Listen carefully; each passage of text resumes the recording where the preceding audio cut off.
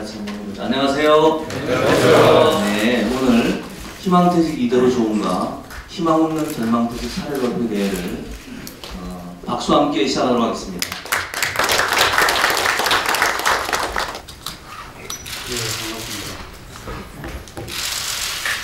2013년에 정년 60세 연장 법안이 국회에서 통과됐을 때 그때 노동계에서는 지금 정년도 지켜지지 않고 있는데 정년 연장이 이게 무슨 소용이냐 그런 자도 섞인 말들이 많았습니다.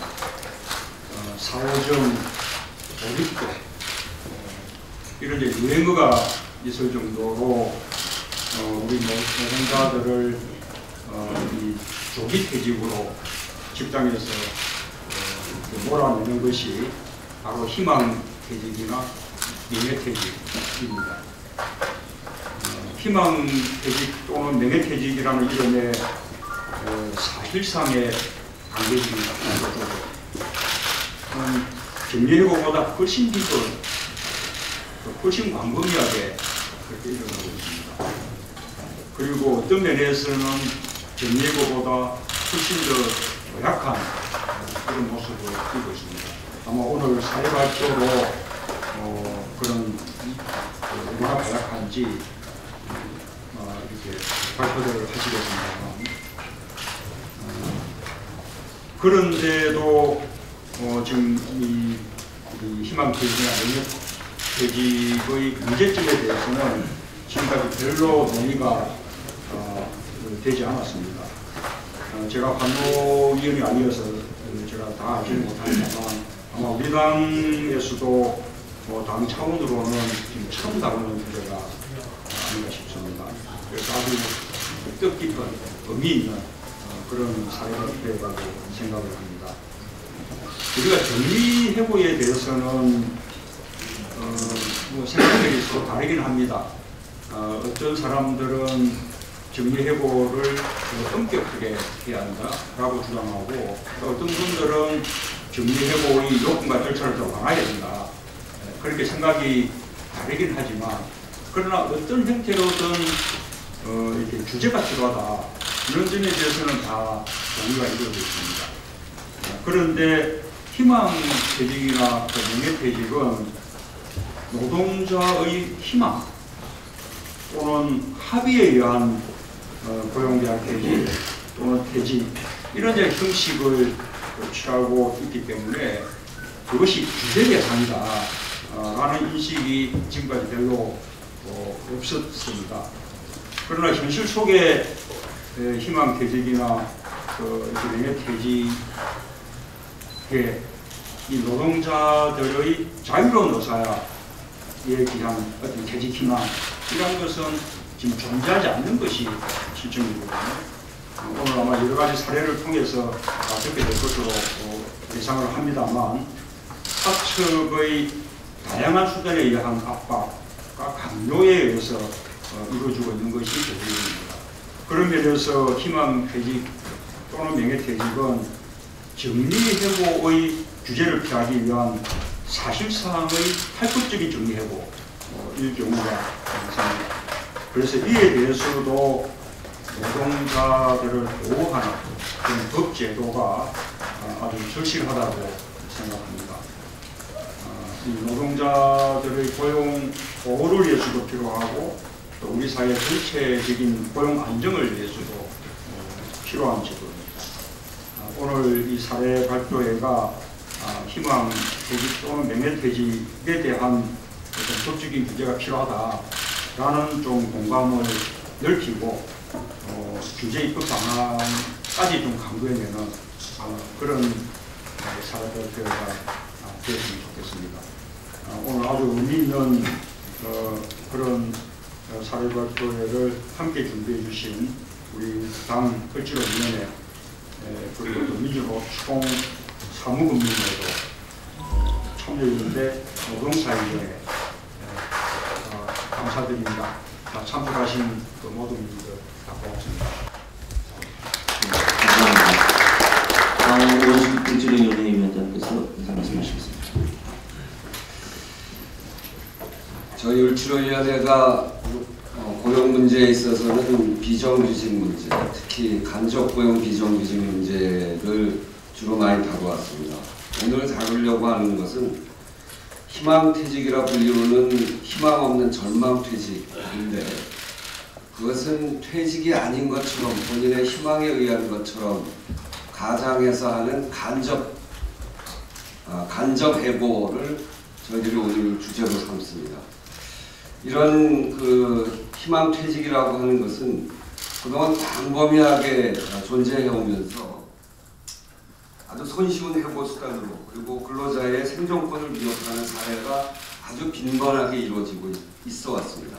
그것은 노동권 탄압을 넘어선 아주 인권 모독과 또 근로자들을 매우 힘들게 하는 그런 과정을 거치면서 노사가 협의를 바탕으로 해서 고용 조정을 이루어야 되는데, 상호 간의 협약도 잘 지켜지지 않는 현장에서의 문제점들이 많이 노정되어 왔습니다.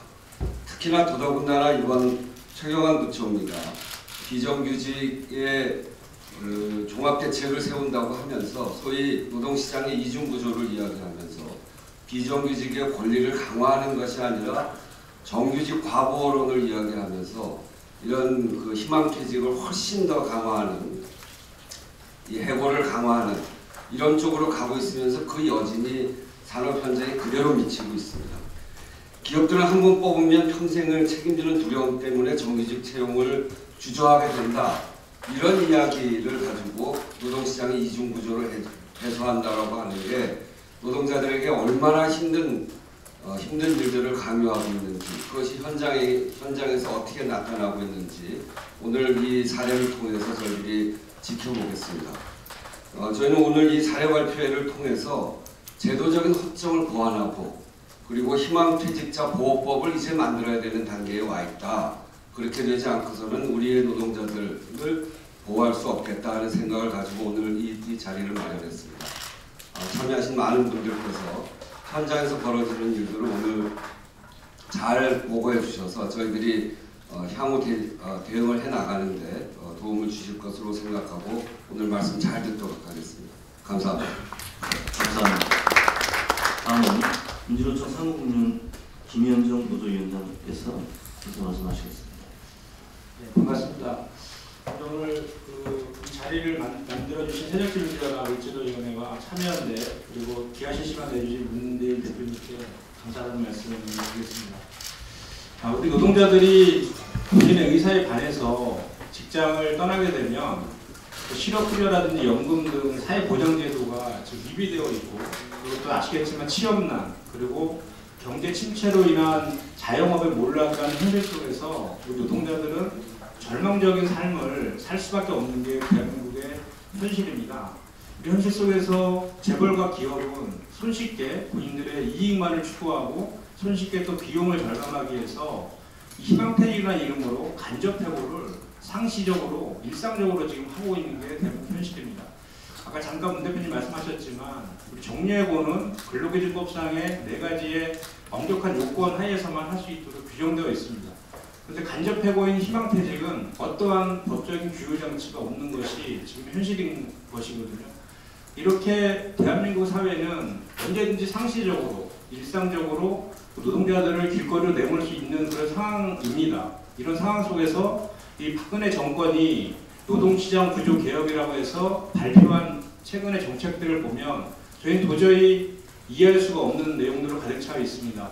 오히려 이제는 희망퇴직이라는 이름으로 노동자를 길거리에 내모는 것도 모자라서 평가 결과에 따라서 직원들을 자유롭게 해고할 수 있는 그런 법안을 지금 그런 내용들을 일방적으로 추진하고 있고, 또 35세 이상의 비정규직의 기간을 2년에서 4년으로 연장하고 55세 이상이 된 것에서는 파견 업종을 사무직과 전무직까지 전면적으로 확대하는 그런 정책들을 일방적으로 몰아붙이려고 하고 있습니다.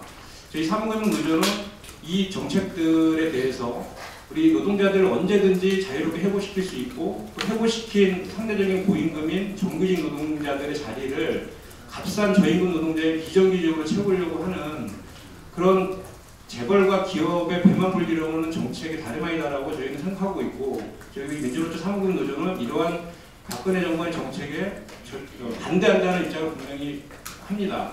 그리고 그 이전에 앞서서 지금 상시적으로 일어나고 있는 이 희망퇴직이라는 이름의 간접 해고를 규율하는 법적인 규율하는 법적 입법부터 선행되어야 된다라는 그 주장을 또 저희는 하고 있습니다. 그래서 오늘 이 자리가 사실 드리고 싶은 말씀은 상당히 많지만 시간 관계상 생략하면 지난 2년 동안에 우리 사무금융직 노동자들 25,000명이 구조조정되었습니다. 그리고 작년에 증권업종만 6,000명의 증권 노동자들이 그 희망퇴직 의미로 구조조정되었고 지금도 계속 진행 중에 있습니다.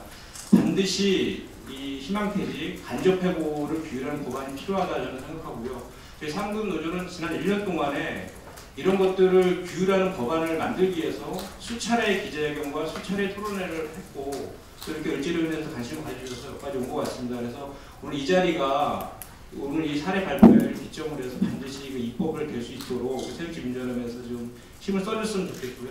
저희 상금노조도 잘못된 노동정책 폐기와 이런 그 희망퇴직을 규율하는 법안을 만드는 데 있어서 우리가 할 수 있는 모든 역할들을 찾아서 하겠다는 말씀을 드리겠습니다. 고맙습니다. 마지막 인사 나갑니다. 참여연대 김남근 집행위원장 말씀드리겠습니다. 혹자들은 희망퇴직에 대해서는 많은 인센티브가 주어지고 그러기에 노동자들이 자발적으로 선택한 것이 아니냐 이렇게 얘기를 하고 있습니다. 그러다 보니까 굉장히 많은 대량의 희망퇴직이 일어나고 그 희망퇴직되신 분이 대부분 전직이나 창업에 실패하고 그분들이 중산층에서 새로운 빈곤층으로 몰락하는 사회 현상들이 사회적 부작용들이 크게 일어나고 있음에도 불구하고 우리 정부가 우리 국회가 이런 대규모의 희망퇴직에 대해서 사실상은 방임하는 태도를 보여온 것이 아닌가 생각이 듭니다. 하지만 실제를 보게 되게 되면 희망을 선택하지 않으면 절망이 강요됩니다.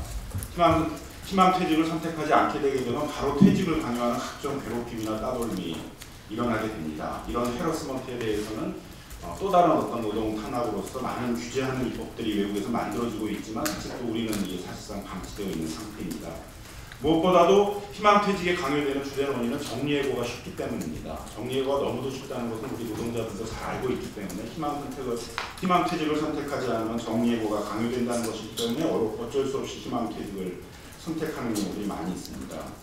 때로는 희망퇴직은 정리해고의 해고 회피수단으로 얘기되기도 합니다. 하지만 해고 회피수단이라는 것들은 일반적으로 조업 단축이라든가 작업제 배치라든가 순환근무라든가 이런 고용이 단절되지 않는 형태의 해고 회피료력을 의미하는데 우리는 사실상 해고와 전혀 다름이 없는 희망퇴직을 정리해고의 회피수단이라는 것으로 인정하는 그런 것들도 많이 나타나고 있습니다.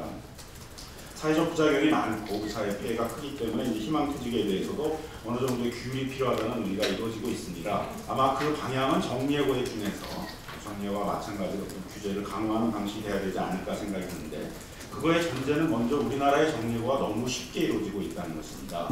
적어도 유럽 국가들에서 보여지고 있는 것 같은 그런 선진적인 정리해고 입법과 같이 정리해고의 규제 요건들을 강화하는 그런 입법들이 선행되고 그와 함께 희망퇴직에 대해서도 그에 준해서 규율이 이루어지는 그런 것이 되었으면 합니다. 저희 시민단체들도 여기 노동계나 정치권과 같이 힘을 합해서 이런 희망퇴직이 나눔되는 것이 맞고 희망퇴직에 대해서 좀 제도로 개선이 이루어지는 것에 대해서 같이 힘을 합치도록 하겠습니다.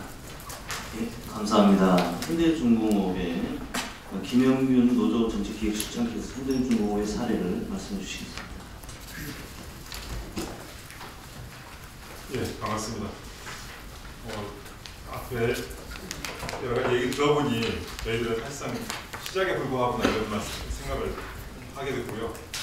그동안 왜 시작에 불과했는가 가만히 보니까 정몽준 최대주주가 정치 때문에 그동안 그런 행보를 하지 않고 있다가 이제 갑자기 새로운 사장을 한 명 임명하면서 이 일을 진행하는 것 같습니다.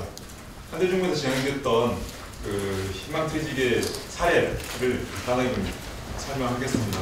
우선 희망퇴직을 하기 앞서서 정리작업을 하기 시작했는데요. 작년 10월 달부터 지금 11월 달부터 이 성과 연봉제를 딱 도입을 합니다. 그것도 사무직 과장급 이상 비조합원 대상, 노동조합에 가입하지 않은 비조합원 대상만을 우선으로 해서 이 사람들 대상으로 성과 연봉제를 도입합니다. 이 성과 연봉제는 엄청난 이게 갭이 커서 실제 통상임금을 지급할 수 있는 그 통상임금 지급되는 상여금 400%를 깎아서 그걸로 이 노동자들 간의 경쟁을 부추기는 이런 방식을 진행합니다. 그래서 이 내용으로 진행하게 되면 실제 많이 받는 사람과 그냥 적게 받는 사람의 차이가 어마어마하게 나게 되는 거죠. 여기 자료에 제가 했는데 심지어 832%까지 차이가 나. 이렇게 차이가 많이 나기 때문에 나중에 이분들이 퇴직을 거부하고 버티게 되면 퇴직금을 최하위로 근무평점을 매기기 때문에 퇴직금이 아주 적어지게 됩니다. 이런 상황으로 딱 몰아가게 만들고 토끼몰이 방식으로 딱 몰아가게 만들고 그래서 퇴직을 하지 않으면 퇴직금이 엄청난 피해를 볼 수밖에 없는 그런 식으로 한번 딱 망을 하나 깔아놓고 그 다음에 이제 이 희망퇴직을 신청을 받습니다. 물론 거기에는 약간의 위로금이라고 해서 주긴 하지만 그 위로금이 큰 돈은 아니지만 어쨌든 그 위로금을 명분으로 하고 또 이렇게 이 성과 연봉제를 딱 깔아놓고 나갈래 말래 해놓고 하는데 사실상 희망퇴직을 모집한다고 했지만 면담자 명단이 이미 통보되어서 그 사람들한테만 면담이 되어지는 그래서 사실 희망퇴직이 아니라 이미 정해진 사람을 나가게 하기 위한 수순으로 이미 진행되고 있었던 거죠. 그래서 이 과장급 이상을 먼저 타겟으로 삼았던 것은 바로 또 비노조원, 노조원이 아닌 사람들은 저항할 수 없다고 하는 이런 부분들을 약점을 이용해서 이렇게 진행하게 됩니다. 그동안 그 성과연봉제를 도입하고 한 1개월이 지난 1월 달부터 희망퇴직을 받게 됐고요. 희망퇴직을 받게 되는데 대부분 처음에는 1,500명이다 해서 언론에 저희들은 통보가 안 되고 저는 노조 정책교육시장인데요. 저희들은 전혀 통보가 안 됩니다. 통보가 안 되고 있다가 언론에 먼저 뜨게 되고 이 내용들을 사실 확인하게 되면 그때서 마지못해 1,100명 정도 할 예정이다 이렇게 그래서 노동조합으로서는 또 이제 그 근로기준법에 일반적 구속력을 들이대면서 노조 협의를 요청하고 여러 가지 진행했지만 막무가내로 진행을 합니다. 전혀 우리 요구를 받아들이지도 않고 협상에 응하지도 않고 이거에 대해서 반대를 함에도 불구하고 전혀 하지도 않고 무조건 진행을 하게 됩니다. 그래서 저희들이 이제 선택한 방식은 노동조합을 설립해서 이 부분을 막아내는 방식이다. 그래서 일반직 노동조합을 만들자. 그래서 일반직 지회로 금속노조 일반직 지회를 설립하게 됐고요. 이 금속노조 일반직 지회를 통해서 이 노동자들이 단결 하게 되면 회사에서 더 이상 희망퇴직을 하는데 좀 제동이 걸릴 거 아니냐 했는데 실제로는 약 1,000명 정도가 퇴직을 하게 됩니다. 저희 자료에 보면 3쪽에 보시면 저희 조합에 매월 조합원 현황, 종업원 현황이 이렇게 통보가 되는데 여기서 그 종업원 현황을 이렇게 보시면 1월달과 2월달 사이에 딱 1,000명이 차이가 납니다. 그래서 이걸 근거로 1,000명이 나갔구나 이렇게 확인을 하게 됐고요. 이 1,000명이 나간 이 인원에 대해서 일반직 노동자들이 나갔습니다. 이 사람들이 그럼에도 불구하고 이제 이걸 거부하고 지금 일반직 지회로 뭉쳐서 안 나간 분들이 약 60명 정도가 지금 이제 교육을 겪게 됩니다. 이 교육을 보면 실제 자기가 맡고 있는 업무와는 전혀 관계없는 그냥 말 그대로 사람들을 좀 괴롭히려고 하는 그런 방식으로 회사 밖에 따로 이 교육 프로그램을 만들어서 진행을 하게 됩니다. 굉장히 어렵게 해서 일주일에 한 번씩 시험을 보게 한다. 그리고 이 사람들이 또 나가지 않은 사람들에 대해서는 책상에 있는 집기를 다 빼고 컴퓨터 다 꺼버리고 이렇게 진행을 해서 오히려 이 현장에서는 도저히 버틸 수 없도록 그렇게 만들어버리는 그런 상황으로 해서 도저히 돈이 버티지 않으면 버틸 수가 없는 그런 상황으로 계속 내몰아갑니다.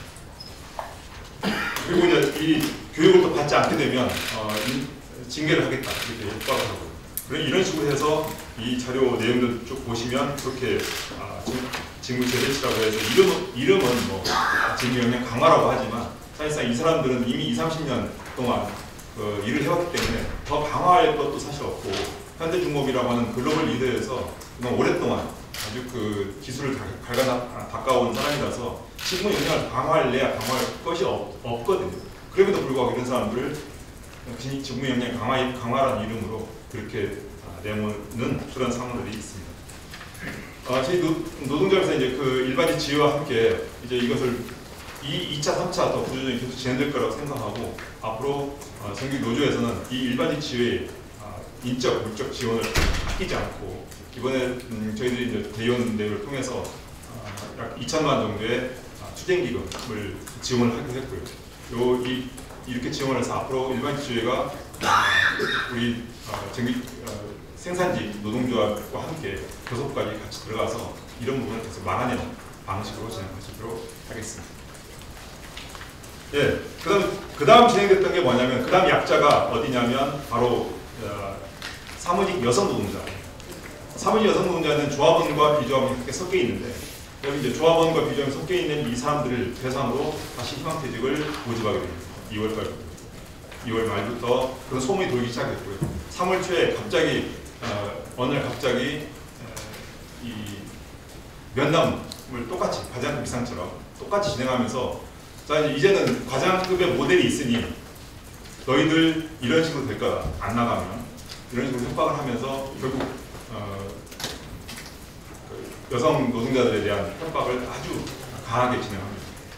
뒤에 보시면 저희들이 여성 노동자들 간담회를 통해서 이 받았던 설문 내용들을 보면 일목요연하게 거의 다 대부분 현장에서 이 과장급 이상 노동자들에 대한 사례를 들먹이면서 교육을 진행할 거다. 그리고 배치화를 할 것이다. 여기서 일할 생각하지 마라. 이런 형식으로 해서 대부분 이제 여성 노동자들은 기혼자들이 상당히 많습니다. 그래서 육아와 또 일, 또 이런 것을 다 책임져야 되는데 이 모든 것을 책임지고 있는 상황에서도 이런 현장에서 작업장에서 이렇게 괴롭힘을 당하면서 버틸 수 있는 노동자들이 별로 없었습니다. 그래서 많은 또 사람들이 나간 한 600여 명이 대상이라고 해요. 고졸 여성 노동자 이렇게 규정을 했는데 이런 사람들 대상으로 이제 진행했는데 약 160여 명이 나간 것으로 이렇게 회사에서 뒤로 들려왔습니다. 그동안 이제 이 여성 노동자들에 대한 부분을 이제 막기 위해서 저희들이 노동조합에서 간담회도 실시하고 여러 가지 이제 회사에 대한 현장에서 이러저러한 선전전도 실시하고 해서 다 모든 걸 다 해봤지만 이런 거죠. 아무리 해도 이제 이게 회사에서 일을 진행하면서 더 이상 중단을 하지 않아요. 그래서 저희들이 이제 지금 마지막으로 과장급처럼 계속 교육이 진행된다면 사장 퇴출 운동부터 시작해서 쟁행위까지 하겠다. 물론 쟁행위는 뭐 쉽게 되는 건 알겠지만 앞으로 지금 진행되고 있는 이 임무협상을 좀 당겨서라도 이 부분을 같이 한번 해보겠다 이렇게 생각하고 있고요. 지금 회사에서 여성 노동자의 희망퇴직은 종료되었다고 말은 하지만 사실상 또다시 캐드라고 하는 설계 프로그램을 하는 교육을 진행하겠다 이렇게 또 이미 선언을 했습니다. 그래서 이 부분에 대해서는 노동조합에서 완강히 지금 막고 물리적으로도 막겠다. 아예 교육 진행되지 않도록 하겠다. 이렇게 해서 여성 노동자들에 대한 되게 안심을 좀 주고 있긴 한데 여전히 대단히 불안해하고 있는 상황이고 저희들이 이제 이걸 이렇게 된 배경에 그동안 이제 회사에서 경영진의 이제 실수죠. 경영진들이 이 자신들의 이 잘못된 경영에 대한 모든 책임을 노동자들 전가하고 있는 이런 상황이고 그동안 정몽준 최대주주가 자기네 정치를 하기 위해서 만들어놨던 그 모든 이 문제들이 지금 상황에서 제대로 좀 정리되지 않고 있다가 지금 상황에서 노동자들에게 강압적으로 이 모든 책임을 떠넘기는 이런 방식으로 지금 진행된다고 생각하고 있습니다. 저는 노동정책기획실장으로서 이 문제를 어떻게 해결할까 곰곰이 생각해봐도 사실 이제 집단적 노사관계를 이 개별적 노사관계로 풀어버리니까 접근 방법이 없는 거죠. 아무리 이제 우리가 방어를 해도 아까 위로금 얼마와 개인별로 이것을 칭찬받는다. 이렇게 진행하니까 대부분 사람들이 단결이 안 되고 분열되는 방식으로 이것을 대상자와 비대상자가 또 되게 단결이 안 되는 방식으로 진행하면서 저희들이 굉장히 맞기 어려운 그런 지경이 있었던 그런 상황이었음을 제가 알고 이 위원회의 소식을 듣고 굉장히 좀 고맙고 반가웠습니다. 이 내용들에 대해서 보고를 마치겠습니다. 고맙습니다.